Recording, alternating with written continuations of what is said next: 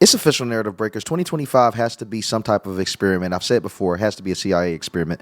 Mark Zuckerberg has just went viral for exposing Joe Biden on a Joe Rogan show, out of all places. Mark exposed Joe Biden and his entire administration for the absolutely insane amount of censorship that he demanded on Mark Zuckerberg, even going as far to screaming and cursing at employees. Now Mark Zuckerberg is taking a stand against the entire Democrat Party. And I believe he's transitioning from libertarian to conservative. It might be the fastest political party shifts we ever seen out of any individual. He first was Democrat, then he became libertarian during an election. Now he's going full on MAGA. In addition to all of this, Mark Zuckerberg got rid of his DEI initiative and other woke propagandist platforms that was on Facebook. It's obvious that Mark Zuckerberg is looking for a seat at Trump's table. And the question is, does he deserve it? Let's get into that here.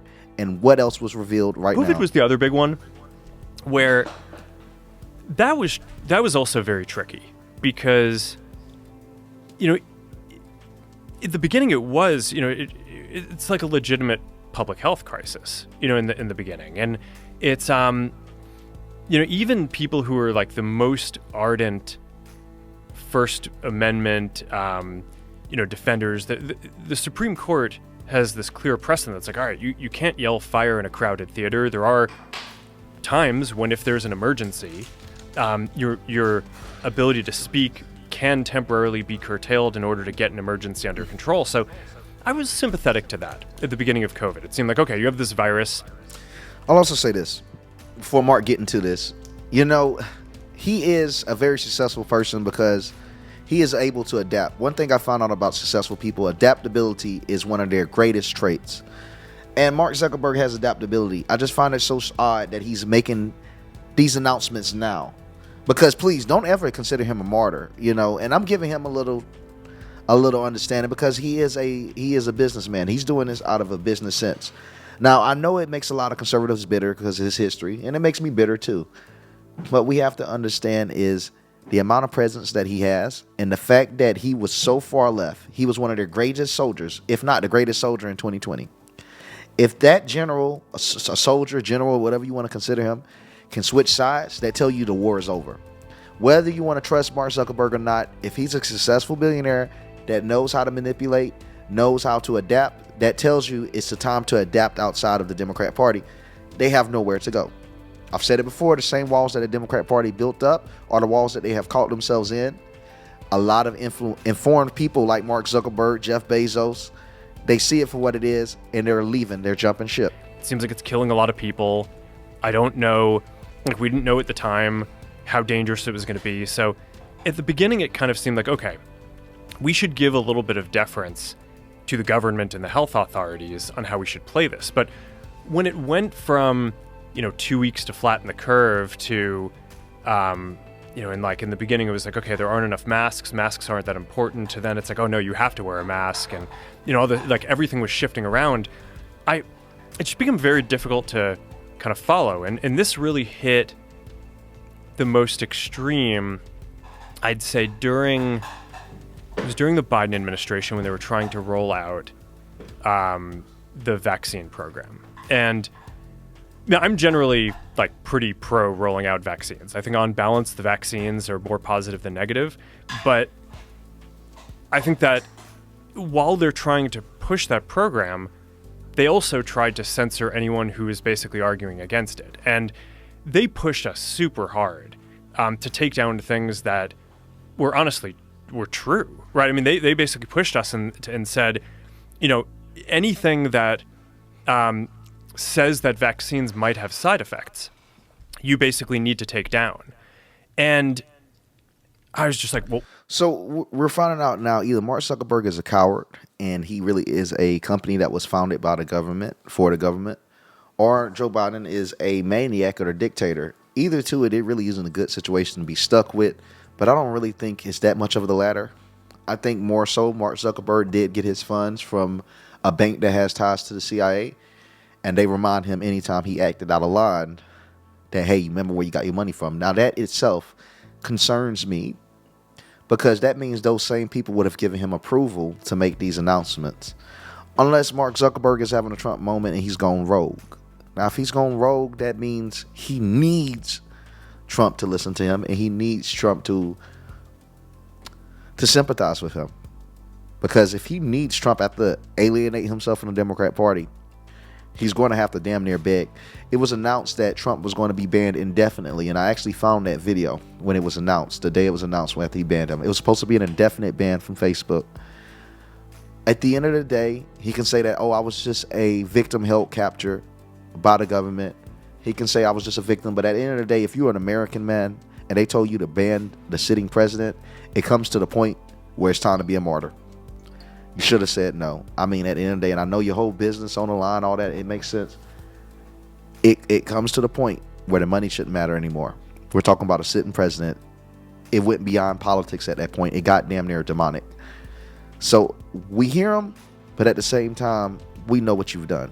We're not going to do that. Like we're clearly not going to do that. I mean, that is kind of inarguably true. Who is they? Who's telling you to take down things that it was that talk about vaccine side effects? It was people in the Biden administration. I think it was I wasn't involved in those conversations directly, but I think it was. How difficult is that to not be involved in those conversations directly? That's got to be strange too, right? Because you're running the company, but there's clearly you're moderating at scale that's beyond the imagination.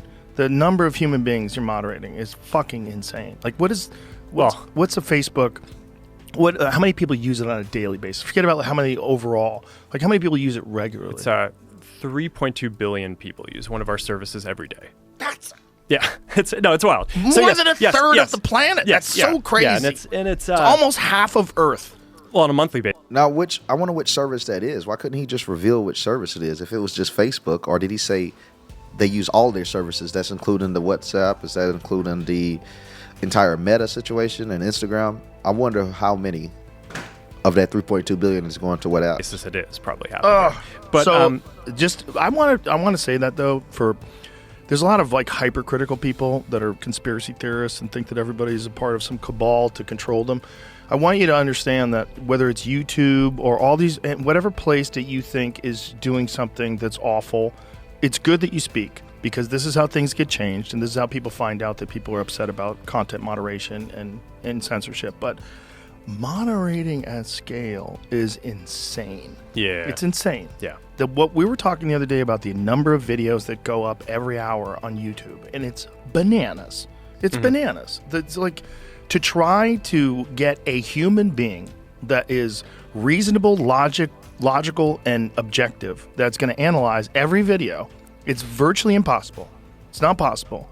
So you got to use a bunch of tools. You're going to get a bunch of things wrong. Yeah. And you have also people reporting things. And how much is that going to affect things? You could have mass reporting because you have bad actors. You have some corporation that decides we're going to attack this video because it's bad for us, get it taken down. Mm-hmm. There's so much going on. I want to put that in people's heads before we go on. Like, understand the kind of numbers that we're talking about here. Now understand you have the pandemic, and then you have the administration that's doing something where I think they crossed the line, where it gets really weird, where they're saying what you were saying. They were trying to get you to take down vaccine side effects, which is just...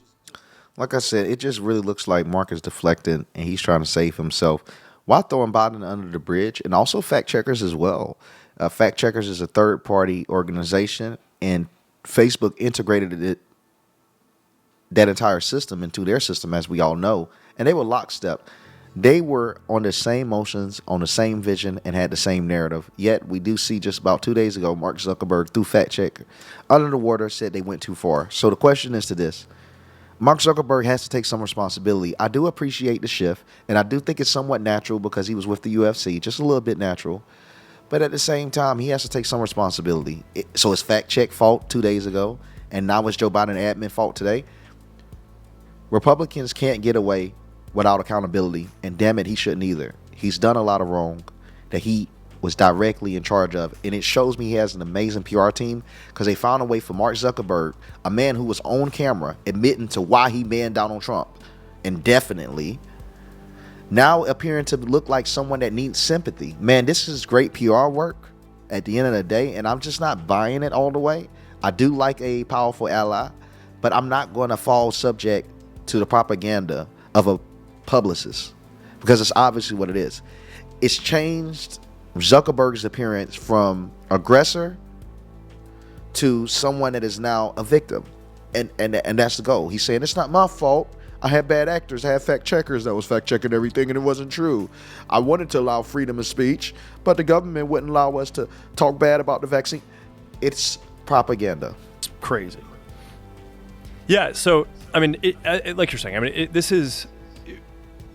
it's so complicated, this system, that I could spend every minute of all of my time doing this and not actually focused on building any of the things that we're trying to do. AI, glasses, like the future of social media, all that stuff. So I mean, I get involved in this stuff, but in general, we have a policy team. There are people who I trust. They're the people who are kind of working on this on a day-to-day basis. And the interactions that I was just referring to, I mean, a lot of this is documented. I mean, because Jim Jordan and the House had this whole investigation and committee into the kind of government censorship around stuff like this. And we produced all these documents, and it's all in the public domain. I mean, basically, these people from the Biden administration would call up our team and like scream at them and curse. And it's like, these documents it's all kind of out there. Oh, did you record any of those phone calls? I don't think we were, but I think I want to listen. I mean, there are emails, the emails are published. It's all kind of out It's a lot of cap going on. I don't know why I feel like it. there. And they're like, and basically it just got to this point where we were like, no, we're not gonna take down things that are true. That's ridiculous. They wanted us to take down this meme of Leonardo DiCaprio looking at a TV talking about how 10 years from now or something, you're gonna see an ad that says, okay, if you took a COVID vaccine, you're eligible for, for this kind of payment, like this sort of like class action lawsuit. Man, dude, come on. You want to talk about that, a Leonardo DiCaprio meme? What about the other stuff they took down, man? Come on. That meme. And they're like, no, you have to take that down. And we just said, no, we're not going to take down humor and satire. We're not going to take down things. Oh, they're going to defend Leonardo DiCaprio, but they took Trump down. This is the stuff that I be saying. Maybe I'm too much of a conservative, because I keep looking at this thing as a partisan issue. So Leonardo can get protected, but Trump was banned indefinitely. The memes about Trump. Things that are true. And then and I know it's a meme of Leonardo DiCaprio, but it's still the context that satire can be protected. Conservatives joked all the time about how the country was in a state of terror, and they got banned for jokes. So it's obvious that it was beyond just a general problem. It was a partisan issue, and he cannot deflect from that. At some point, I guess, I don't know, it flipped a bit. I mean, Biden, when he gave some statement at some point, I don't know if it was a press conference or to some journalists, where he basically was like, these guys are killing people. And I don't know, then like all these different agencies and branches of government basically just like started investigating and coming after our company. It was brutal. It was brutal. Wow. Look at this right here. Good afternoon, and we start with some breaking. Right here. I don't know. Then like all these different agencies. So Meta actually broke down and got rid of their DEI program. And everyone is saying that this is another bow to Donald Trump. Now he's gotten rid of fact checkers. He's gotten rid of the DEI program. The thing is this. How did you not have any common sense to know that these things were problems? Are they going to be replaced with conservative ideologies? I don't want to see Facebook become an echo chamber of conservatives. I just want to see it be a representation of the real world. Objective opinions and original thoughts. That's all I really want to see. I'm not looking for a space surrounded by conservatives, because there's some things that liberals offer that conservatives just can't.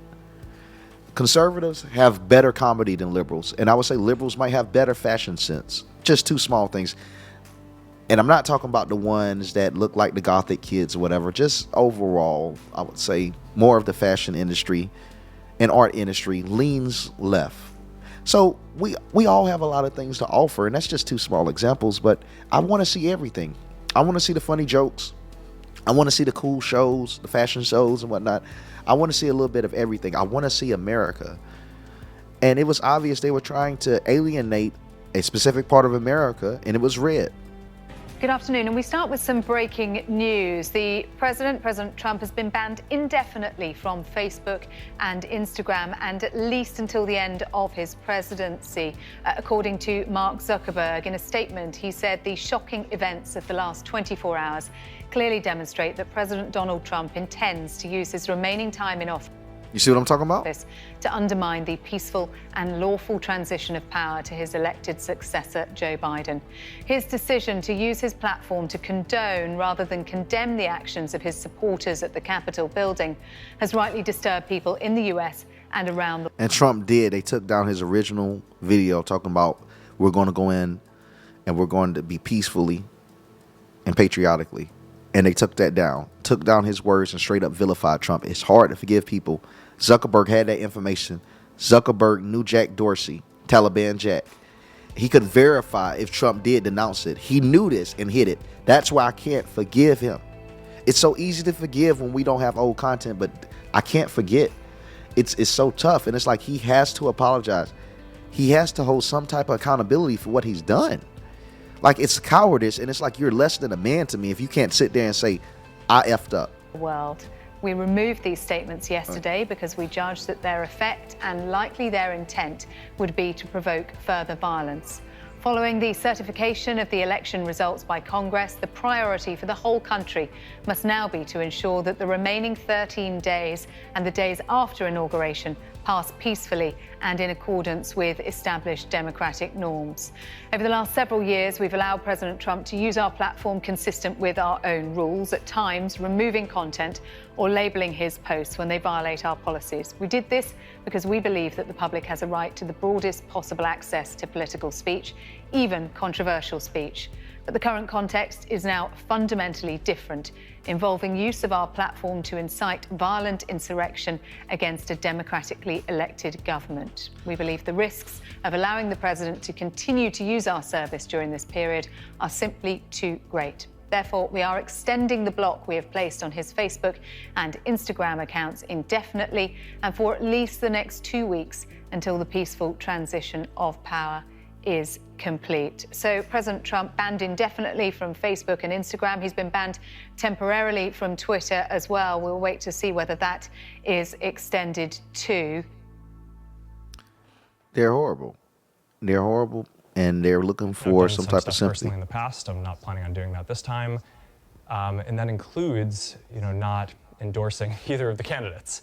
Now, look, there's obviously a lot of crazy stuff going on in the world. The historic event. This is Mark Zuckerberg around October confirming that he wasn't going to endorse Kamala. And this was the first sign of him becoming MAGA Mark, with him saying Trump putting up his fist was the coolest thing I've seen. He fake, man. That ain't what inspired you. It's the fact that you knew when Trump put that fist up and he still was alive, that he was coming for the win. And that's what made him respected. Over the weekend. And on a personal note, it's, seeing Donald Trump get up after getting shot in the face and pump his fist in the air with the American flag is one of the most badass things I've ever seen in my life. But look, it's, and I think, look, it's, at some level as an American, it's like hard to not get kind of emotional about that spirit and that fight. And I think that's. So that itself kind of looked forced to me when he did announce that. I said that when it initially happened. But a win is a win. We got some W's. Stay very aware. Don't fall for anything just because it's in front of us. And I think we'll be all right. But if anything, an apology is powerful. If an apology wasn't powerful, people wouldn't go out their way to not give one. Americans deserve an apology for what he's done. And I know Donald Trump got a personal apology from him. But is that enough? Because let's be honest, I know it happened to Trump, but when he banned Trump, we were all affected. People were emotionally damaged from seeing that. Someone that they support being treated like trash. I think it's okay to apologize to those people in the mass bannings that he did to everyone outside of just Trump. I think everyone deserves an apology at the bare minimum. He's danced with the devil. He needs to go out and tell the world that he was dancing and stop gaslighting his other departments at the end of the day, because It makes me worried about trusting him. And I'm going to tell y'all why. I got to add this one perspective. If he's willing to backstab fact checkers, if he's willing to backstab the Biden admin, which we know they were walking in lockstep, they were one unit. What is he going to do to us when times get rough? These are snakes that are going to stab everyone in the back to help them get to the position they are in, and we need to be weary of it. This is a man that refuses to truthfully apologize, but yet he's placing the blame on people that gave undying loyalty to him. At the end of the day, let's just be real about it. I'm not saying I don't want an ally, but I want a good ally to show the traits of a man that's trustworthy. And just from how I'm viewing it, he's not that trustworthy. And Americans, you viewers, deserve an apology. Please like, comment the post, help boost it up. As you guys know, I'm going to keep saying that over and over because it really does help. I don't say this at the end of the videos to hear myself say it. It really does help. So if you can, it'll help a ton. And most importantly, click the notification bell so you guys can see what's coming up next. As you know, this is my first post of the day. Number 2 is coming out by 7 p.m. Central Time. So I'll see all you guys very soon. Thank you.